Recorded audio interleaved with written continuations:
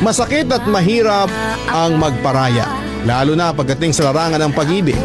Masakit na isuko ang isang tao lalo na kung ito ay mahal na mahal mo pa. Kaya naman isang pagsaludo sa mga taong nagparaya dahil alam nila na yon ang tamang gawin. Kaya huwag nating isipin na kapag ang isang tao ay nagparaya ay wala na siyang pagmamahal sa taong kanyang iniibig.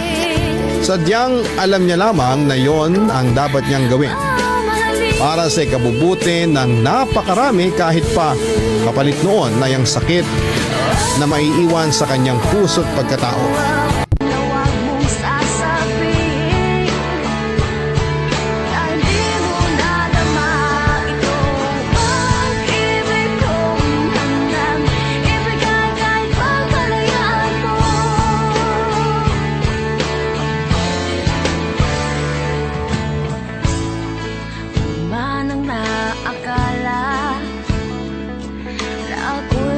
Ang bituin na walang sasambahin, di ko man ito ipakita.